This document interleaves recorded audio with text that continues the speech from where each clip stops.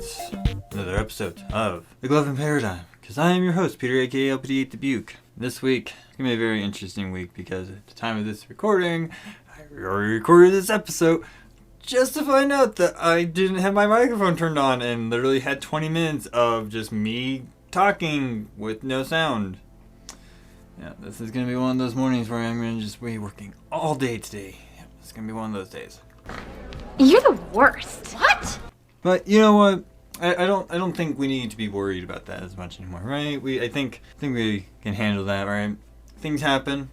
Things tend to be the way that they are, but you know what? We learn our lessons when we need to learn our lessons. That was so terrible, I think you gave me cancer! So, what is it that this week I'm going to be covering in terms of a topic? It's a very interesting one because this is something that has been used many, many times for many, many years by many different professions. What?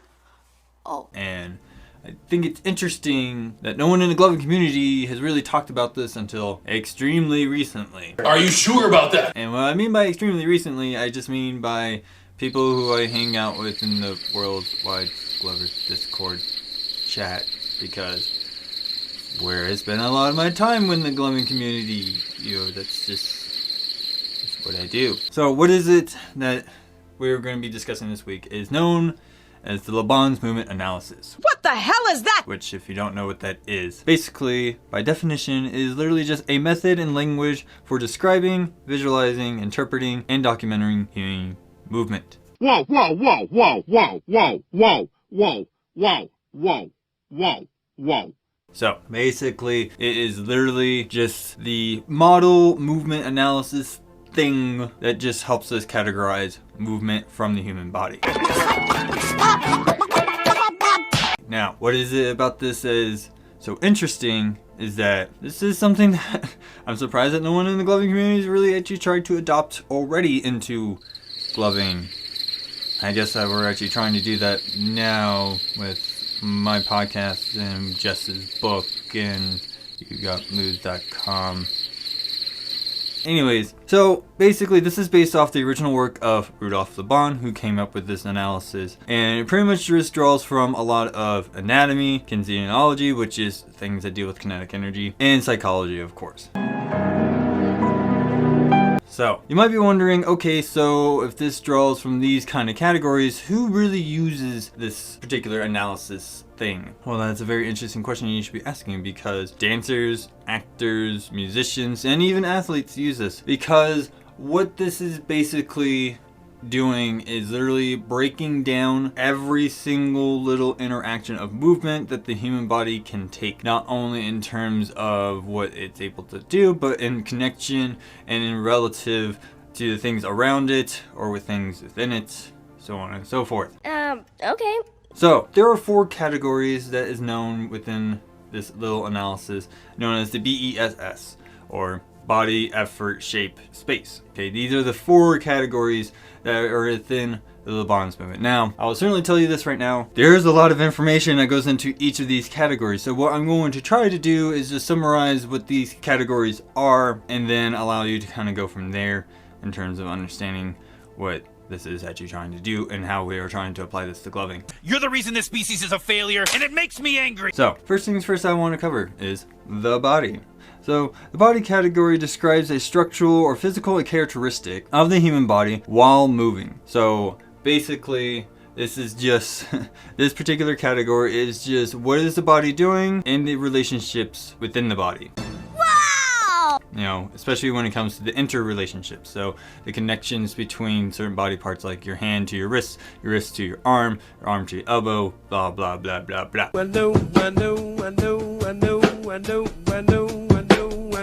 I know. See, that's what that category is for. Now, the next category is known as effort, or as Laban was always describing it as dynamic, which basically is just a system of understanding the more subtle characteristics about movement with respect to inner intention. So basically what effort is just talking about is the qualities of movement. It is literally the adjectives that we have when it comes to movement. What is okay, boomer? Thank you. You know, we have thrust, we have float, we have these types of words that really come. Now, when it comes to effort, there are two different types of what they call polarities, which is, you know, forward or backwards, things of that nature. Again, not going to go into a whole lot of detail about that because there's so much that goes into effort alone. But you just need to understand when it comes to effort, is literally just describing the qualities of the movement within the piece. So, like I said, you know, you have things like thrust, you have things like float, you have things like drag. Those kind of adjectives is the kind of the idea that you want to be looking for. Okay, so the third category that we're going to be dealing with now is known as shape, which basically, how is the body changing shape and what is motivating it to do so? So basically, while the body category primarily develops connections within the body and the body space intent, the way that the body changes shape during movement is further enhanced and experienced and analyzed through the shape category. What is that supposed to mean? So basically, when it comes to shape, it's literally trying to describe the shapes that your body is doing within the movements itself. And not only that, it's talking about all the different shapes that you are creating through your movement. So, you know, having like a big circle going into a smaller circle, you're showing all the various different sizes within the movement of changing the shape. That's where shape is really trying to come into play. And that's where we're really actually talking about, you know, how the body is changing shape and what is motivating it to do so. So what is the shape and what is the motivation for it to change its shape is basically what this category is kind of entailing. A few moments later. So the last category we need to just cover here real quick, which is the main four. There's two other ones which I'll get into in a little bit. But when it comes to space, it's pretty much where is the body moving and the harmonic relationships within the space. So this is one of Laban's pretty much primary contributions to the analysis that he's had. And basically, when it comes to space, this category involves motion and connection within the environment with the spatial patterns, pathways, and lines of spatial tension. That basically is just pretty much just talking about what the body is doing in relationship within the space that is being provided. So like with dancers, you have the stage. But when you're provided with a sense of space, the category of space is just talking about what the body's doing in relationship to the space, so that things like spatial awareness, depth perception, things like that will actually come into play in this particular category. Now, one of the things I also want to talk about, there are two additional categories within this analysis, and the main reason why these are two additional ones is because these were added in after Laban's made his initial analysis on movement altogether. So we have something known as relationship, which is the interaction between people, body parts, or in between objects. So that's just pretty much, you know, talking about the dynamics between like me and my computer screen, or me with my wall. Like that's literally what it is trying to describe and try to categorize, is that kind of thing known as relationship. Nothing you do matters. Your existence is a lie. If only it was so much easier that when it comes to other relationships.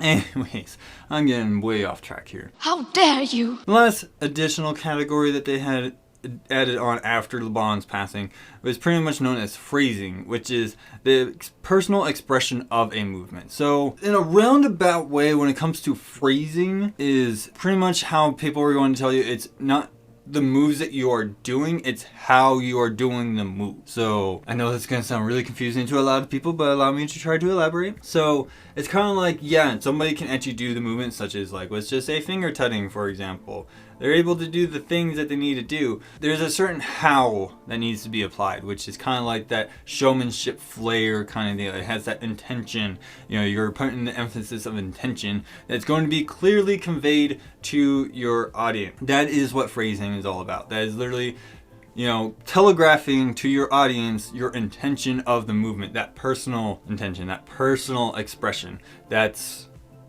what phrasing is all about, okay? So, how do we apply this to gloving? What is it that we can take away from this movement analysis thing that we can learn when it comes to gloving? So, first things first is that what this is doing is pretty much trying to categorize all the movements of the human body, which, yes, I will say, granted, this goes well beyond just dance and athleticism and things like that, but when we're applying it to gloving specifically, we kind of already are doing something like that known as concepts. We kind of have a set amount of concepts that we go. You know, we have things like platforming, we have things like tutting, we have things like liquid, we have things like dials and blah blah blah blah blah blah blah. You know, we have all those kind of things within gloving that's already been established. We already have these kind of actions that we talk about, which kind of comes down to those moves, or what I like to say, the mechanics. You know, you have things like tracing, you have hinging, you have pivoting. You know, those are what we already have put into place. The steps and positions of the body follows this mentality that we have without really intentionally doing so. So this is something that we've just been kind of already doing. I feel like, at least with my efforts on this podcast and what Jess is doing with his book, I think we're starting to make our way to actually really codifying the things that we need to codify for gloving, so it makes it much more easier and digestible for people to consume. So the best way I'm going to be able to put it for you guys. You're both just awful. So another thing I'll definitely want to say is, with us applying this more critically to gloving, we'll again be able to codify and really hash out all and clear out and get everybody on the same page when it comes to gloving. Now, I would certainly say when it comes to this particular model or this particular movement analysis, that what this is able to provide for us is a way to, pretty much giving us a way to figure out how we need to verbalize and really actually culminate this idea together. This gives us our framework.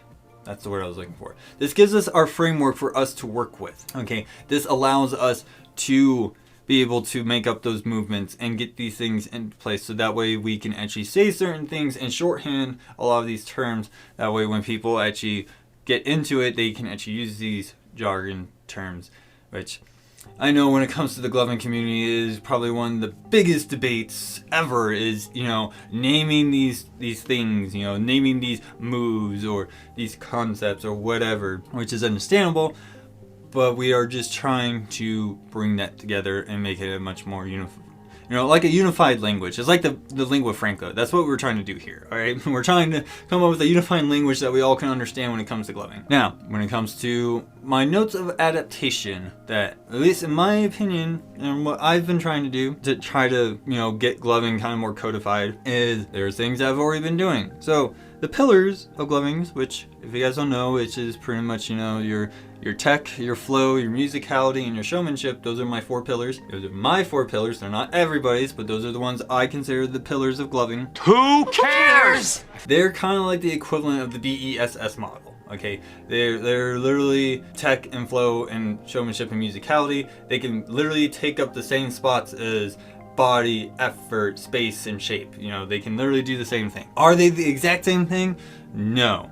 I'm just saying, when it comes to us building our own model for gloving, using this as a way to framework it, we have that. Now, one of the things I will definitely say, when it comes to something like space, we already have something introduced to us that kind of codifies that, and that is the grid.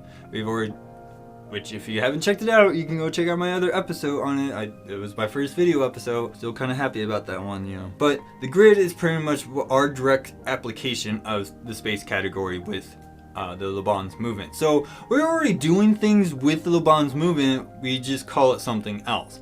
So this is what I'm trying to do, is try to explain how we need to break this down and actually allow us to really help codify gloving ourselves. Ain't nobody got time for that. You know, and it allows us to really help make it easier.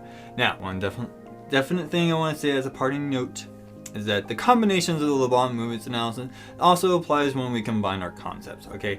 It is literally, if we go deeper into the effort ones, there are two, you know, combining 2 different forms of effort creates a new definition of effort, or a different term for an effort movement. That's kind of the idea that we have when it comes to us combining our concepts like liquid and tutting and coming up with wave tutting. You know, that's the thing that we have now. That's just an example. I'm not saying that is the only example, but that is an example of how we kind of go about it. You guys are weird. And that's pretty much all that I have to say on my episode. So, first things first. I'd like to thank everybody who's been watching / listening to this podcast so far, especially now with the whole new video aspect of it. It is something that has been taking a long, arduous journey on its own, just learning how to get used to recording and get myself on camera. Not only that, it's just working with just general video editing and at all. I'm starting to tangent off. Make it stop! Make it stop! Anyways, if you have any questions that I did not cover in this episode, you do have the various places you can hit me up at. Of course, I do have a Facebook page. You can also follow me on Reddit. You can also follow me on Instagram. You can also subscribe to my YouTube channel over here. Oh my goodness, I just knocked something off. What did I do?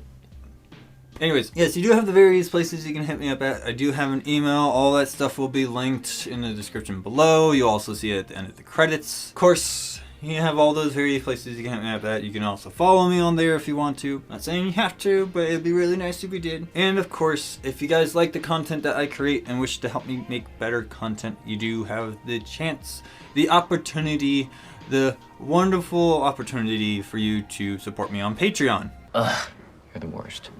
Which, as little as $1 a month will go a very long ways to get me closer to my first goal, which is doing this full time at $1,000 a month, so I don't have to work a day job in order for me to do this. So please do consider doing that. If you cannot do that, then simply liking, sharing, and subscribing does way more than what people realize, because it helps me get out there more. And here's the great part about it. It's all completely free. What? I knew it. Stop letting him make you realize stuff.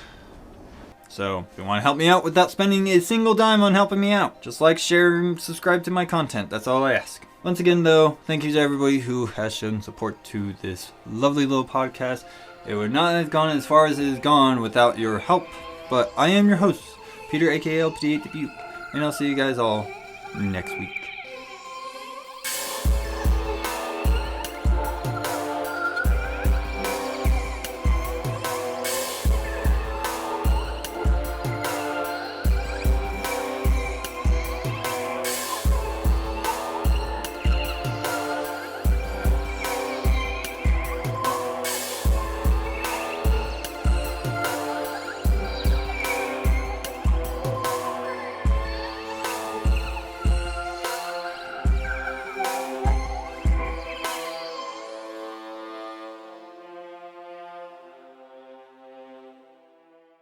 Of course, I do have a Facebook page.